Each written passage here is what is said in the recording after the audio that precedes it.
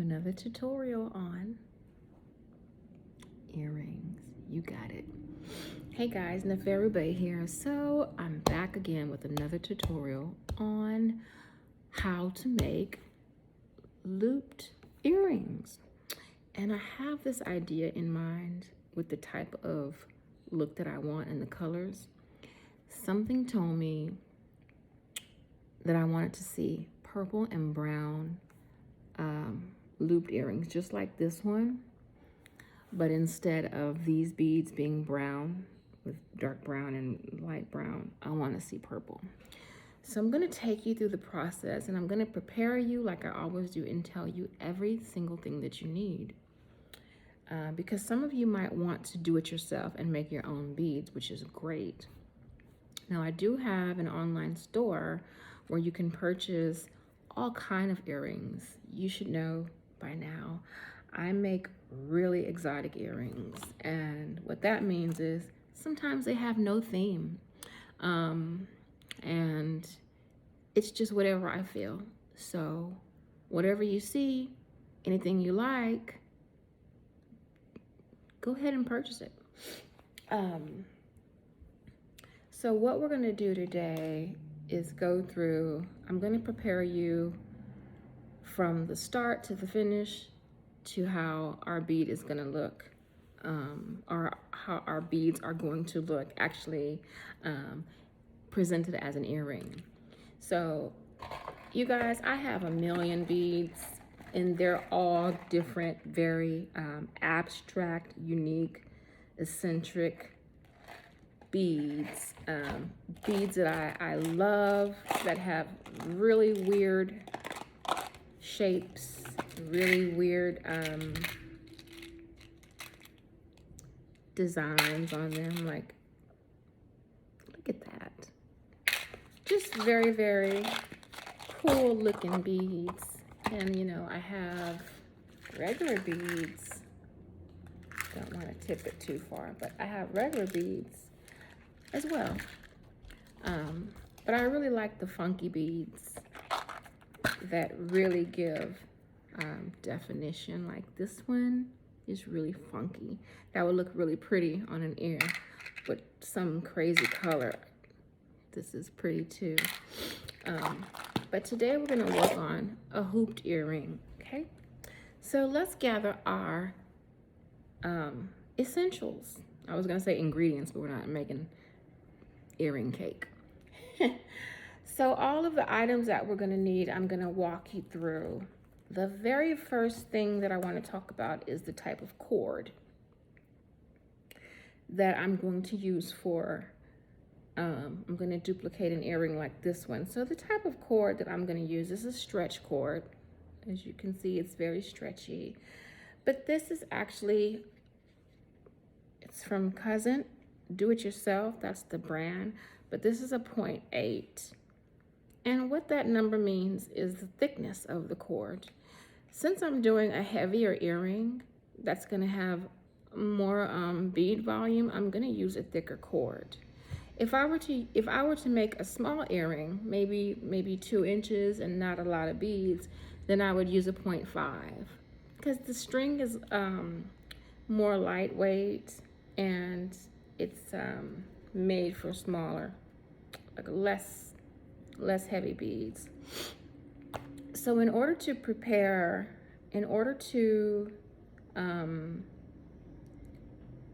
your earring, you're gonna need stretch cord, okay? You're gonna need your beads. These are the beads that I'm gonna use, guys. These are really tiny columnar shaped purple beads. They're like columns, very small columns. And then we're gonna use our circular brown beads. So we have our stretch cord, we have our actual beads, and then you're gonna need fish hooks, okay? Actually, I have some out. So you're gonna need your fish hooks because this is what's gonna make your earring, right? This is what you're gonna connect your cord to. And if you really want a dangly earring, you don't have to have, I need to show you in the back because they're too small to pick up. But you're gonna, if you want like a more dangly and a more flexible earring, you might want to use jump rings. Jump rings just add more flexibility to your earring. You don't have to have them. If you're really skilled in your craft, you really don't have to have them. These don't have jump rings, but I'll show you the difference in another tutorial. I'm not going to use a jump ring in this earring because I kind of want it to be like more stiff. So that's just what a jump ring does. It adds more flexibility. So you're also going to need your backs to your earrings because, you know, well, some people don't like, if it's a personal earring that you're making for yourself, you don't need to use backs. But if you're selling, you definitely want to use, these are just the clear rubber backs. You're going to want to attach these to your earrings. I just think it's more professional, and you should. You don't, once you attach your earring to the card, it prevents your earring from falling off your display card. So that's always comes in handy. And then you're going to use you're going to need a toothpick. And why I use a toothpick, guys, is because I want to show you something. Hopefully I can catch it on camera. This bead is a beautiful bead, but it's not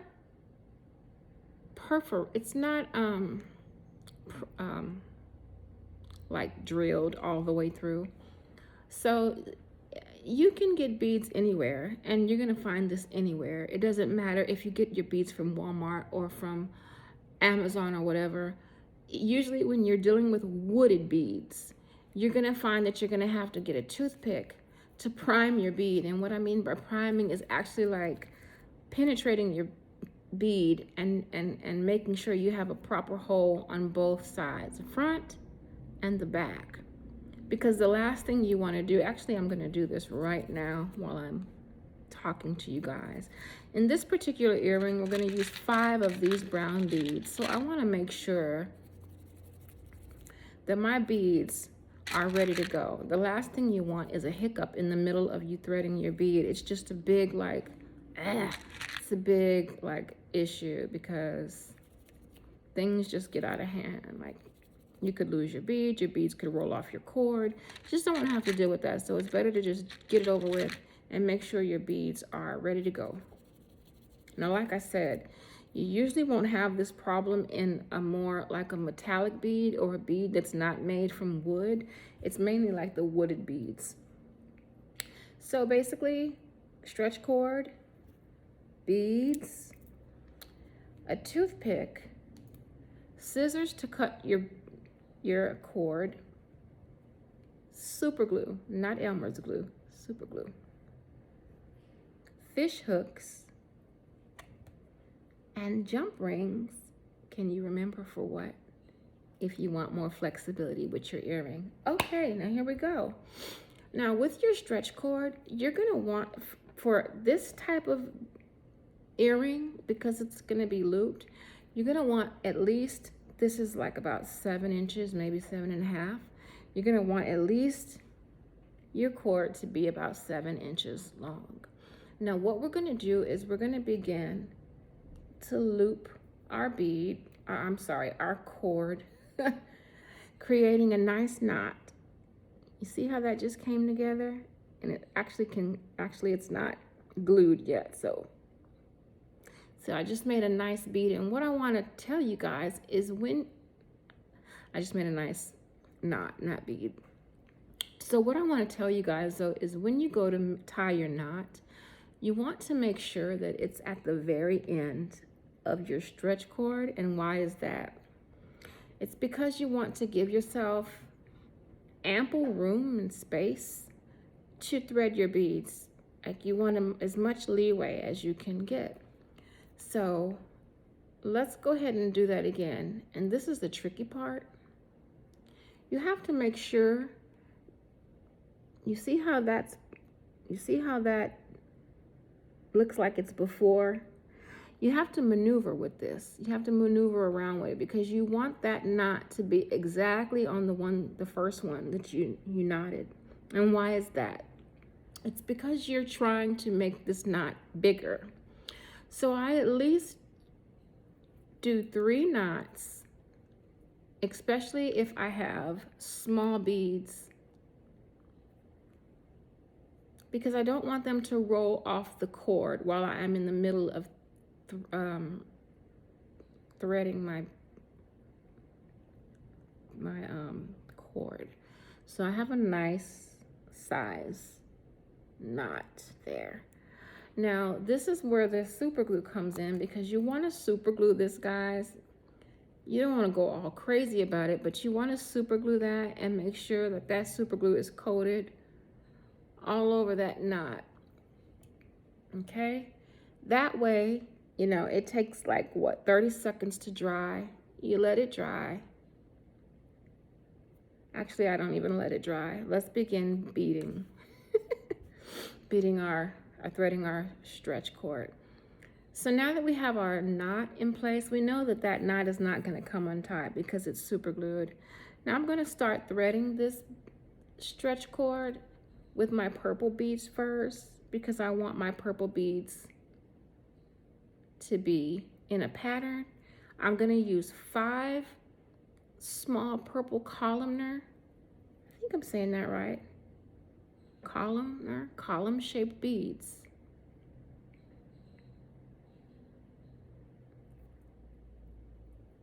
I'm going to do it in a pattern, and I'm going to do it 5 times, and you'll see.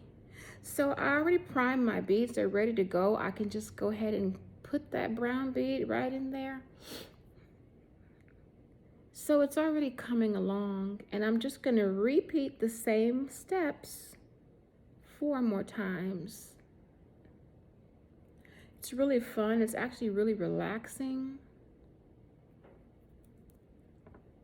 when I do my jewelry, when I make my earrings or bracelets or necklaces, whatever I'm making at the time. It's very relaxing to me.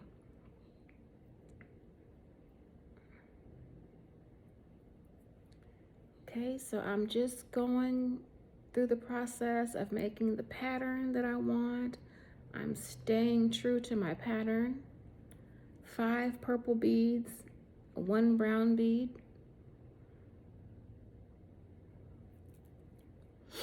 And guys, I have to really look at this earring so I could see 1, 2, 3, 4, 5. Okay. Okay. So we're getting there. We're getting there.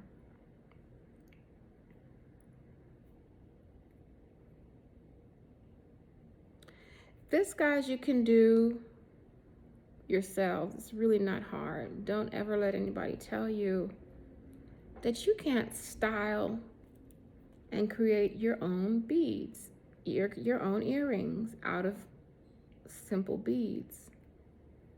You can do big beads, small beads, medium beads, beads that don't even have the same shape. And you can do it yourself,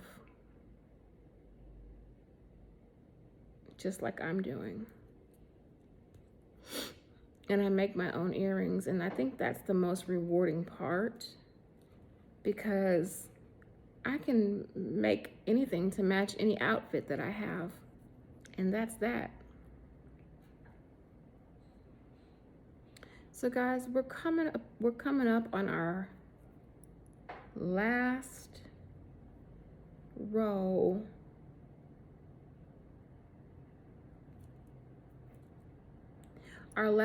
of our purple beads. And what we're gonna do when we get to looping our earring is we're gonna cut that knot that I made, that you saw me make, and I'll show you why. Okay, so we're on our way to success. This is the shape that we wanted, right, guys? We said that we wanted a circular shaped earring, a hoop shaped earring. That's a hoop shape. Yeah, similar. Okay, so now that we know that we got our beads threaded properly on our stretch cord, we can cut this knot off. I'm going to cut that knot off. Now I would keep the knot if I were making long earrings, okay? If I were making long earrings, straight earrings, you would keep that knot. I'll do a tutorial on that another day, okay? So once you bring your cord that was once knotted, you bring those two strands together, right? And then we're gonna take our last bead, which is the brown bead, and we're gonna thread these two pieces into this bead, guys. Okay, and see, this is the design that we want. We want our bead to look just like this, right? So here comes the part where we need our fish hook. So we're gonna take only one strand from the two strands and thread it through the fish hook, right? And now we have it on one side, and we're gonna just create 3 more knots. Remember I told you that I wanted to do at least 3 knots? And why was that? It's because it secures your beads, first of all. And then I just want to make sure that my earring is durable and secure, and that the beads are not gonna pop off or roll off or basically break. So once you have that knot from your 3 knots that you made, we're gonna put more glue. We're gonna add glue again to this knot, just like we did the previous. Okay. So actually, guys, our earring is done. Okay. We just want to let this dry for a moment. Okay. We just want to let it dry for a moment to make sure. You can blow it if you want. To make sure that it stays in place and to make sure that it really locks and holds that string together. That's what we're wanting, is for that string to be held together by that glue, okay? These are very, very pretty. And I think a bracelet would complement these just fine, right? I do. Okay, guys, so I think it's been enough time that we can cut these strings off, the last parts of our string off. And guys, once I do that, once I cut the string to finalize the earring, I glue it one more time. I just add a little bit more glue to make sure that that knot holds. And we just made an earring. And guess what? Now I have 2 pairs. And guess what? I did this myself, and you can do it too. The only thing I'm not showing you, which I will in another tutorial, is the actual display card that I would put these earrings on. They're beautiful little marble cards, and you just put the earrings on there, and then you put the backs on them. Okay, simple. Thanks for joining me. I'll see you in another tutorial, guys.